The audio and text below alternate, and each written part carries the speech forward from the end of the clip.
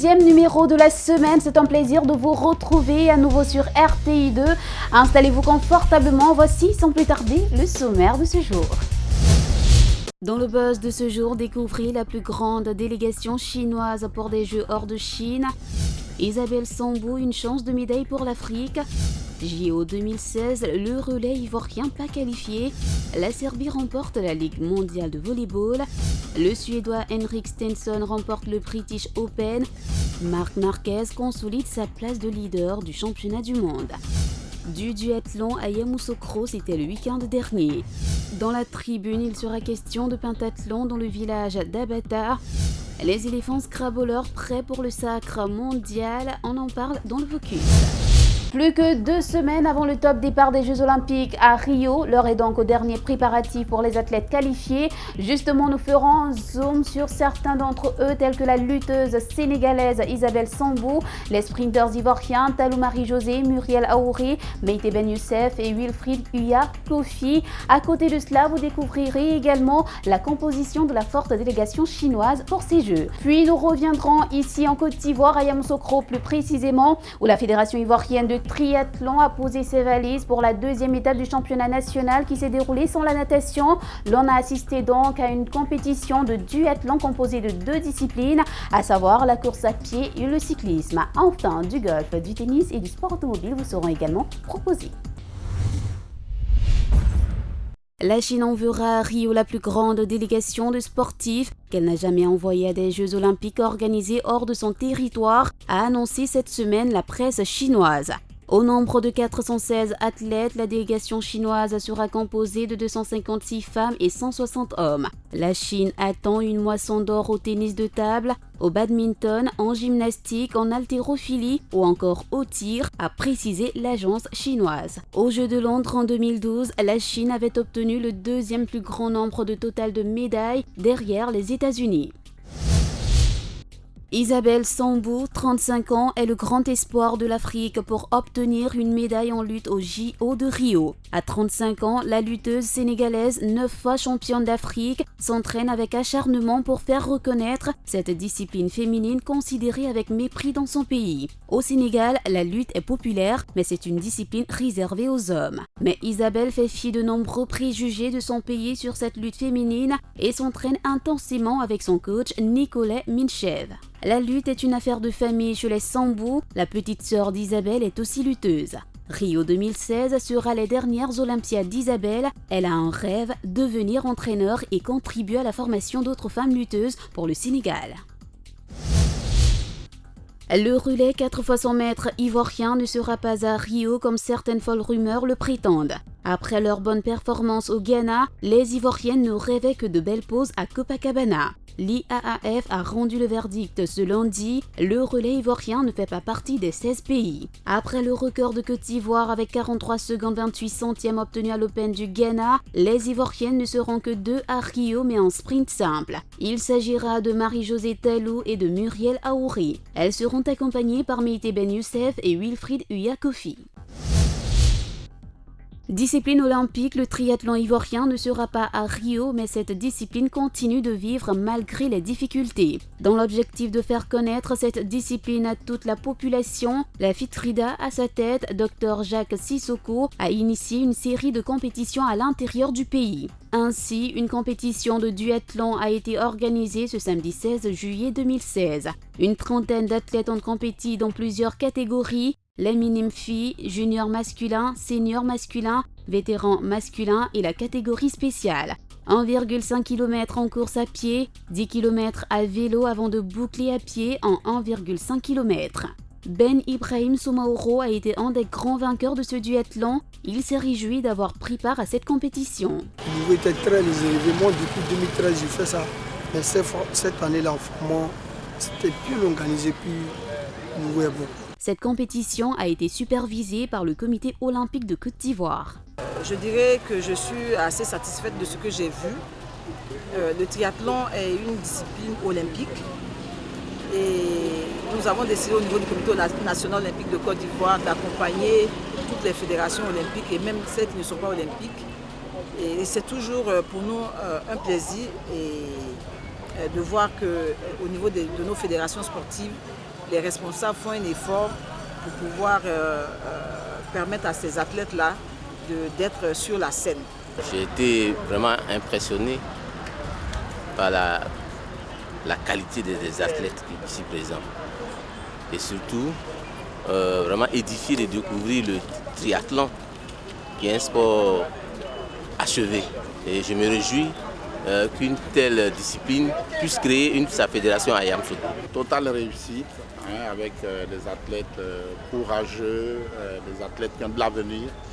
Et nous pensons pouvoir continuer ce type de manifestation à l'intérieur du pays, en partant bien sûr de Yamoussoukro, qui est la première ville, la capitale, qui a accueilli cette manifestation aujourd'hui. Belle fut la fête, prochain rendez-vous le samedi 23 juillet à Tbilissi. La Serbie a décroché sa première Ligue mondiale de volley messieurs en dominant le Brésil en 3-7, 25-22, 25-22, 25-21 dimanche à Cracovie. Les Serbes auront eu besoin de 6 finales pour enfin obtenir le titre tant attendu. La dernière fois, c'était l'année passée face à la France et ils s'étaient sèchement battus en 3-7. Les Bleus terminent quant à eux 3e. Le Suédois Henrik Stenson a remporté le British Open, son premier tournoi du Grand Chelem de golf en rendant une dernière carte de 63 pour un total de 264, soit 20 sous le par dimanche sur le parcours écossais du Royal Throne. Stenson, deuxième derrière l'Américain Phil Mickelson en 2013, a devancé de 3 coups. Mickelson en tête les 2 premières journées est en quête d'un 6e tournoi majeur après 3 Masters, un championnat PGA et l'Open 2013. Un autre Américain complétant le podium à 14 coups du vainqueur.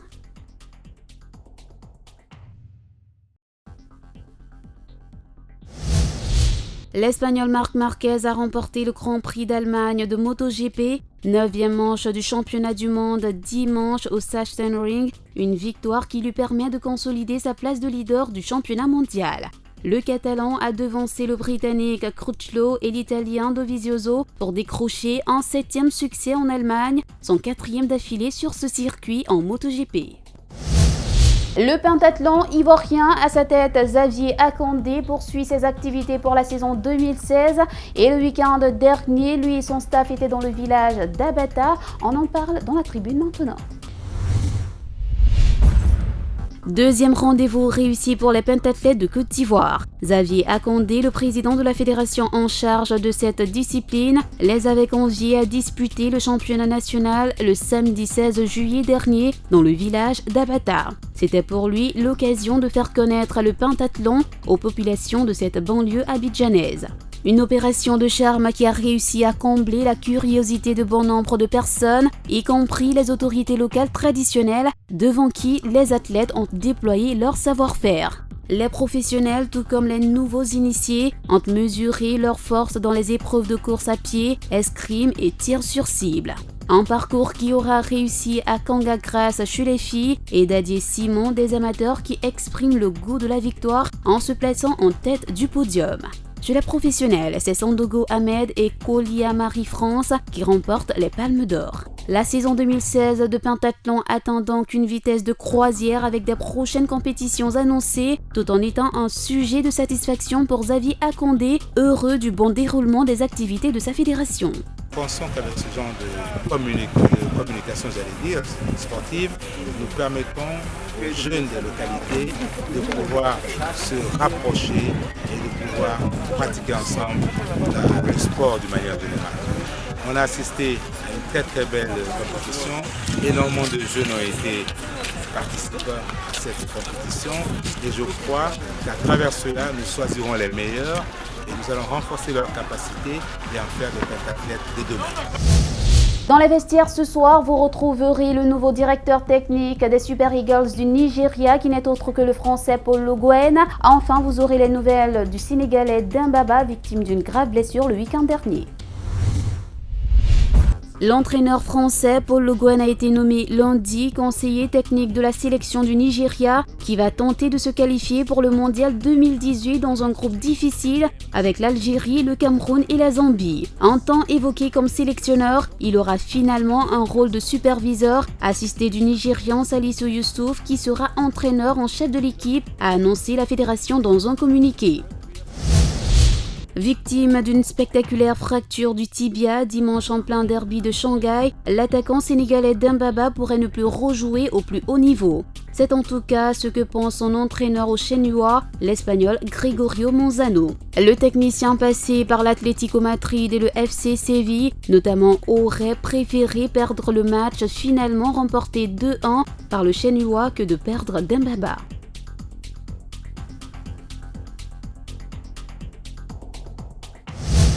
Du 21 au 28 juillet prochain aura lieu à Agadir au Maroc la 45e édition du championnat du monde de Scrabble francophone. À cette compétition seront présents les Ivoiriens qui sont gonflés à bloc afin de ramener des médailles à la Côte d'Ivoire. Rencontrés le week-end dernier au CSP du Plateau où ils peaufinent leur préparation, les éléphants scrabbleurs sont en ordre de bataille. Avec à leur tête El Bani Fadi, l'équipe nationale s'apprête à faire face aux deux plus gros challenges que la Fédération ivoirienne de Scrabble n'ait rencontrés depuis près de 8 ans. Il s'agit tout d'abord de reconquérir le titre mondial après celui glané par Élisée Boka en 2008. Et le moins qu'on puisse dire, c'est que les 10 athlètes sont plus que motivés pour relever ce grand défi. Après cette grande absence sur l'échiquier international, c'était vraiment très compliqué pour nous. Mais on a déjà conquis l'Afrique, nous voilà maintenant pour le monde. Et je pense que la discipline classique, qui est la discipline de face à face, nous allons batailler dur là-bas pour gagner, pour assurer les 2 médailles en or et en argent, assurer 2 places ivoiriennes en or et en argent. Dans l'épreuve des élites, on n'est pas parti aussi en victime résignée. La direction technique, qui les prépare depuis plus de 2 mois, est confiante quant à la future bonne prestation de ces scrabbleurs. Vous savez déjà que ces garçons que nous coachons depuis 2013, au niveau du talent, au niveau de tout ce qui est connaissance dans le jeu, il n'y a rien à leur reprocher. Et donc il était important pour nous, lors de ces stages-là, de mettre un peu plus l'accent sur la psychologie et le mental des athlètes. Parce que là où nous partons, et tout le quota des meilleurs joueurs sera réuni. Et je pense qu'il est important vraiment d'entrer dans ce championnat-là vraiment avec beaucoup plus de positivité et surtout la concentration. En outre, la Fédération ivoirienne de Scrabble présente un candidat pour le poste du premier président de la Confédération africaine de Scrabble qui doit voir le jour à Agadir au soir du 28 juillet prochain, date de la clôture du mondial de Scrabble. À l'international, il y a la Fédération internationale de Scrabble francophone, mais nous avons constaté que tous les pays francophones, tous les pays africains francophones n'ont pas une assise pour justement parler d'une même voix. Donc il était bon que quand même on puisse se réunir en confédération pour parler d'une même voix. Voilà. Ainsi, El Bani Fadi, le candidat désigné, sait que son bilan à la tête de la Fédération ivoirienne de Scrabble parlera pour lui sans équivoque. Et il s'agira pour lui de transcender les grands efforts faits pour relever le Scrabble ivoirien à un niveau continental. En Côte d'Ivoire ici déjà, nous avons planifié beaucoup de choses pour développer le Scrabble en Côte d'Ivoire. Donc c'est dans cette optique-là que nous voulons apporter notre expérience à toute l'Afrique, je dis bien toute l'Afrique francophone. Dans 2 jours donc, la délégation ivoirienne s'envolera pour un périple marocain qui semble tout devrait être fructueux pour la Côte d'Ivoire.